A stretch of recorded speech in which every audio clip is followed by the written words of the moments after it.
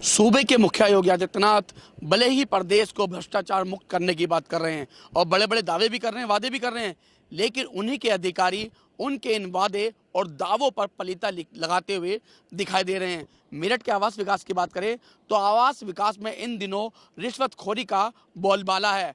रिश्वतखोर बाबू कुछ ही दिन पहले पकड़ा गया था, लेकिन अब संपत्ति अधिकारी के खिलाफ एक व्यक्ति ने जो सीएम पोर्टल है उस पर भी शिकायत की है और साथ ही साथ जो सभी अधिकारी हैं उनको भी शिकायत की है और कहा है कि उनका जो प्लॉट है वो आवंटित किया गया था, लेकिन रिश्वत न देने के चलते उस प्लॉट को अब खारिज कर दिया गया, यानी कि उस आवंटन को अब कैंसिल कर दिया गया। यही वो प्लॉट है इस वक्त जहाँ हम खड़े हैं। ये 5/61 ये प्लॉट वही है और जो ये मैं आपको दिखाऊंगा ये प्लॉट वही था जब नीलामी में इस प्लॉट की बोली लग चुकी थी और बोली लगने के बाद जो ये भैया हैं इन भैया की पत्नी के नाम ये प्लॉट हो गया था। मैं भैया से बातचीत करूंगा और जानूंगा कि आखिर किस तरीके से वो प्लॉट इनके नाम हुआ था और कैसे आवास विकास ने वापस छीन लिया इसको। क्या नाम है भैया आपका? भैया मेरा नाम चेतन चौधरी है। चेतन जी, क्या हुआ था? पहले तो मुझे पूरी प्रक्रिया बताएं। आपने बताया था कि आपकी पत्नी का नाम हुआ था, क्या आपकी पत्नी का नाम है और कब नीलामी हुई थी और कैसे आपकी पत्नी के नाम आवंटित किया गया था प्लॉट? ये सर ओबीसी में प्लॉट था, तो ये मैंने अपनी वाइफ के नाम से भरा था प्लॉट। क्या नाम है पत्नी का? सपना भारद्वाज जी। इस प्लॉट की नीलामी मेरी सबसे ऊपर गई थी 30,000 रुपये स्क्वायर मीटर, जो कि मैंने पहले भी एक बार ये दोबारा भरा है। ये तो मैंने इससे पहले भी करा था, तो मेरी 26,000 रुपये मीटर की थी। तो मुझे एक लेटर इशू हुआ था इसी प्लॉट का क्या था पहले भी आपने? हाँ जी। तो वो कैंसिल कैसे हुआ था, फिर क्यों आपने दोबारा किया? आवास विकास परिषद द्वारा ये कहा गया था, जो आपने 26,000 रुपये मीटर की आपकी उच्चतम बोली है, वर्तमान में इसकी और बोली बढ़ने की संभावना है, इसलिए इसे कैंसिल करा जाता है। परंतु इस बार मैंने इसे दोबारा रीअलॉटमेंट के लिए जब ये निकला प्लॉट, तो मैंने उसका आवंटन के लिए दोबारा एप्लीकेशन लगाई, नीलामी में गया। नीलामी में सबसे उच्चतम बोली मेरी गई 30,000 रुपये स्क्वायर मीटर। उसके बाद मैं संपत्ति अधिकारी से मिला ऑफिस में जाके, जब 10-12 दिन हो गए, तो मुझे कोई संतोषजनक जवाब नहीं मिला। जब कोई संतोषजनक जवाब नहीं मिला तो उसके बाद मैंने दोबारा गया ऑफिस एक बार, तो मैंने कहा सर क्या होगा, मुझे इस बार प्लॉट मिलेगा या नहीं? तो उन्होंने कहा प्लॉट आवंटन में आपको कुछ खर्चा करना पड़ेगा। मैंने कहा सर वो खर्चा किस चीज़ का देना पड़ेगा? तो उन्होंने कहा बोली स्वीकृत करानी पड़ेगी आपको, जिसका 1,000 रुपये स्क्वायर मीटर खर्चा होता है। इसमें जॉइंट कमिश्नर, लखनऊ कमिश्नर सबके पैसे होते हैं, हमारे पास तो मात्र और मात्र 25% हिस्सा बचता है। तो मैंने कहा सर मैं तो इस चीज़ को नहीं दूंगा। तो उन्होंने कहा फिर देखो आपके भाग्य में जो होगा, आपको प्लॉट मिलेगा या नहीं इसका आपको स्वयं व्यक्तिगत पता चल जाएगा। जब मेरे पास एक लेटर रिसीव होता है मुझे, उसमें मेरे प्लॉट में लिखा होता है कि आपका प्लॉट निरस्त कर दिया गया क्योंकि आपकी बोली कम थी। अच्छा, उस समय जब सबसे बोली ऊपर थी आपकी, मेरे से साइन कराए गए थे, मेरे से साइन कराए गए, वहाँ मेरे से टोकन वापस लिया गया, टोकन पे भी मेरे वहाँ पे साइन कराए और मेरे से ये कहा गया कि चेतन जी आपकी सबसे उच्चतम बोली रही है। और वहाँ पे मेरे अलावा भी और भी लोग थे। तो उस समय लिखित में आपने कुछ नहीं लिया था? कुछ पैसे आपने जमा कराए थे क्या? नहीं सर, वहाँ पे साइन होते हैं केवल, लिखित में तब नहीं मिलता, वो बाद में ही लेटर जारी होता है। पैसे जमा कराए थे तब आपने? हाँ, तो टोकन अमाउंट के 2,28,000 रुपये का मेरा डीडी जमा हुआ था, जो इन लोगों ने मुझे वापस कर दिया है। तो क्यों ये इतना बड़ा खेल आपके साथ खेला गया? जो बातचीत आपकी हुई थी रिश्वत की, जो 1,000 की आप बात कर रहे हैं, मैं आपको बताऊं 184 मीटर पर जो लगभग एक अमाउंट बैठती है वो 1,84,000 रुपये है, जो मैं देने में असमर्थ था। भाई आप केवल प्लॉट के पैसे ही तो दे सकते हैं, रिश्वत में कोई इतने मोटे पैसे नहीं दे सकता। जिस कारण टोटल जो आपका प्लॉट है ये कितने मीटर का और कितनी इसकी जो नीलामी के समय कितने रुपए का आपको मिला था ये? लगभग सर इसे अगर आप मानेंगे तो ये मोटा मोटा अगर हम बात करें तो 55-56 लाख रुपए के आसपास का करीब का बैठेगा, क्योंकि 184 मीटर है और 30,000 रुपये प्रति वर्ग मीटर में मैंने इसे परचेज करा था। तो कुल मिला के 1,84,000 रुपये ऊपर से आपसे रिश्वत मांगी जा रही थी अपने ही प्लॉट की? अपने ही प्लॉट की बोली स्वीकृत ही तभी होगी जब आप 1,84,000 रुपये दे देंगे। ये श्री अनिल गुप्ता जी ने मुझे अपने ऑफिस में बुलाकर मेरे से रिश्वत मांगी। अच्छा, कौन है अनिल गुप्ता जी?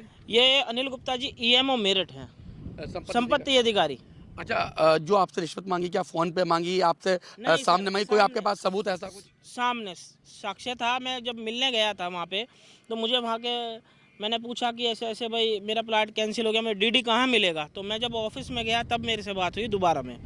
इससे पहले जब मैं गया था, जब इन्होंने 1,000 रुपये मीटर मांगे थे, तो इन्होंने सिंपल कहा था कि अगर करोगे तो हम देंगे, वरना कैंसिल हो जाएगा। तो दोबारा में जब मैं गया तो मुझे मेरे घर पे लेटर आ ही चुका था। तो जब वो लेटर आया तो मैं लेटर लेके डीडी अपना वापस ले आया हूँ मैं। तो अब शिकायत कहाँ की आपने, क्या कार्रवाई चाहते हैं अब आप? सर मुख्यमंत्री पोर्टल पे मैंने ये सारी शिकायत करी है। बाकी आवास विकास संबंधित सभी अधिकारियों को, आवास कमिश्नर को, जॉइंट कमिश्नर को मैंने स्वयं अपनी व्यक्तिगत मेल आईडी से शिकायत भेजी है कि ऐसा भ्रष्ट अगर अधिकारी मेरठ में होगा तो शायद जो मेरे साथ हुआ भविष्य में किसी और व्यक्ति के साथ भी हो सकता है। तब कि आप देखिए यहाँ पे घना जंगल है बिल्कुल। इसमें ये लोग कहते हैं भविष्य में बोली बढ़ने की संभावना है, क्योंकि मैंने इन्हें 1000 रुपये मीटर नहीं दिए।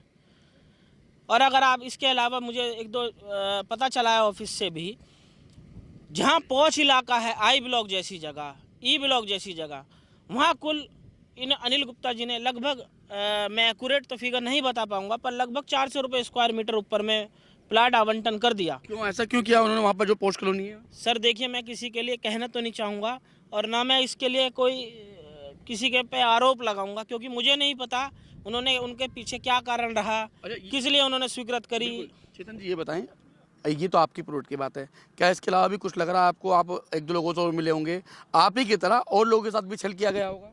सर मैं आपको बताऊं, मेरी अभी और किसी लोग से वार्ता नहीं हुई, केवल मैं अपने परेशानी में था। 2 बार आवास विकास गया, जब मुझे कोई संतोषजनक जवाब नहीं मिला और मुझे लेटर रिसीव हुआ तो मैं पहचान गया कि गुप्ता जी ने जो मेरे से कहा था अगर 1000 रुपये मीटर नहीं दोगे तो प्लाट निरस्त ही होगा। मुख्यमंत्री पोर्टल पे आपने शिकायत की, आवास विकास के तमाम अधिकारियों को भी आपने शिकायत की, उसके बाद कोई जवाब आपके पास आया संतोषजनक? मेरे पास अभी कोई जवाब नहीं आया है और मैंने ये शिकायत शनिवार को करी है शाम को।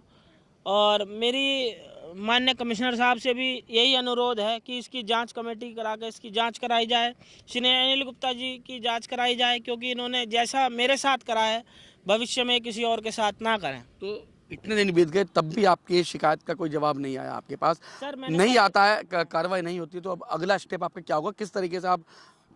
सर मेरा अगला स्टेप ये होगा, देखो मेरा परिषद पे से तो विश्वास ही उठ गया है, क्योंकि मैंने इस प्लॉट के लिए 2 बार नीलामी लगाई, बोली लगाई और दोनों बार हायर बोली जाने के बाद भी मेरी स्वीकृत कर्जा भी बिल्कुल। तो ये है सर, अब जैसे तैसे करके एक मकान की इच्छा थी, वो मकान की इच्छा अनिल गुप्ता जी द्वारा किए गए व्यवहार से और जो इन्होंने मेरे से पैसे मांगे वो मेरी इच्छा ख़त्म हो चुकी है। और मैं आपको ये कहना चाहूँगा इस चैनल के माध्यम से कि मेरा प्लाट हो या ना हो, पर और कोई व्यक्ति इस भ्रष्टाचार में परेशान ना हो, उसे हाउसिंग बोर्ड से कोई दिक्कत परेशानी ना हो, क्योंकि स्कीम बहुत बड़ी है, लोग बाग आएंगे, बोली लगाएंगे, परंतु किसी को रिश्वत की वजह से उसे अपना मकान खोना ना पड़े।